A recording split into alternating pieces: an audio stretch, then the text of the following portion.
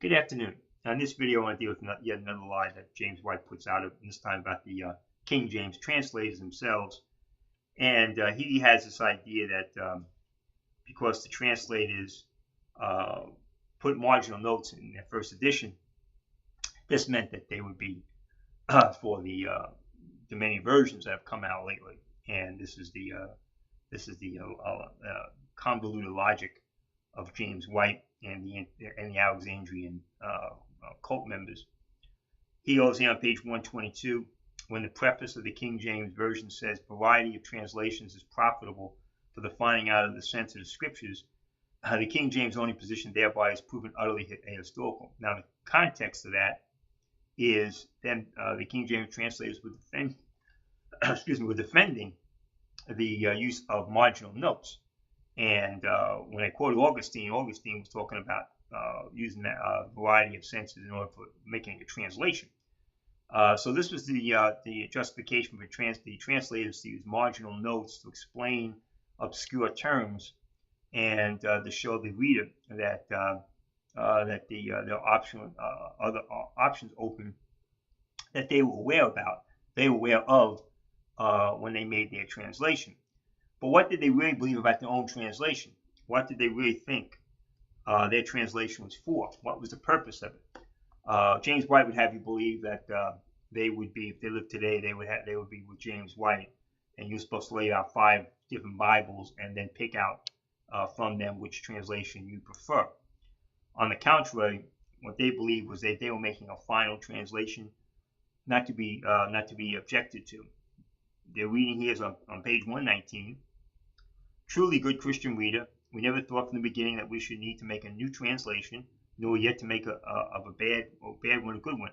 Now, the accusation of against them was coming from the Roman Catholics. James White would have you believe that when the King James only people attacked these modern versions, they were attacking them because they're false versions. The Roman Catholics were attacking the English versions coming from the Protestants because they were not Catholic. And so it's a big difference. But to make a good one better, see, they believe the other English Bibles were good. There's nothing wrong with them in terms of their content. They had blemishes in them that needed to be polished, as they said in their preface. Well, out of many good ones, one principal good one. One principal good one. That meant that they were supposed to be the final one.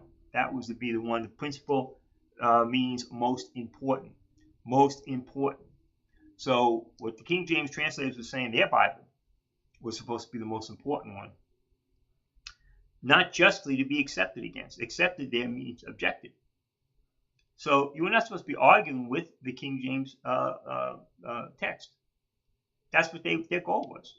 So you cannot argue with their text. So that's their goal, and that's what the King James only people believe, that the King James Bible is the most important Bible, and that you can't justly go against their text. So, contrary to the idea that the King James translators were against the King James only movement, their own view here states very clearly that they were actually saying the same thing that King James only translators, King James only defenders are. Is that the King James Bible is the most important translation, and that it is the final definitive text, not to be justly accepted against. That has been our endeavor, that our mark. That was their goal. That was their goal. And the idea that because they put marginal notes in the first edition, that they would be for this concept that you're supposed to have 5 Bibles with different texts in front of you, and that the King James Bible is supposed to be just one of 5 other Bibles, and they're all equal. It would be totally anathema to them. They would totally be against that. Their goal was to make one principle good Bible, not to be justly accepted against. So it's very clear. If you can read English and understand what they're saying there, despite what they were talking about the margin notes and using they explain what the margin notes were in there for. The ultimate goal was to make one Bible translation. The reason they were authorized to do so was because the Bishop's Bible was competing with the Geneva Bible, and they wanted to have one Bible that would speak to all English-speaking people. So the notion that James White wants to put out with these out-of-context quotes, ignoring the ultimate goal of the King James translators when it's right in front of them. One principle, one means one. One principle means most important. Principle means the most important one. So you have them saying we want to be the King James Bible is supposed to be the most important Bible, and then not to be justly accepted against. The text was not to be objected against. And they made it very clear in their preface that the two enemies that the King James Bible would face would be the Catholics, who didn't want anybody to read their Bible in English, and certain self-conceited brethren who were not happy with anything that was not hammered out on their own anvil. And so that's where we've got these other versions coming from, like the Revised Standard and the New American Standard and the NIV and these things. Those are self-conceited brethren who are against the King James Bible, because it is the final authority. It is the greatest translation. It is the one that is definitive, the standard work. But James White would have you believe that if the King James translators were alive today, they would certainly, like him, he thinks he's in that same level of scholarship that these guys were, and he wants to put himself in that same level. In fact, he's nowhere near the status these guys are as true scholars.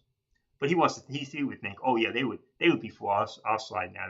They would ignore the only purpose they say in their Bible, to have one principle, good one, not to justly be accepted against.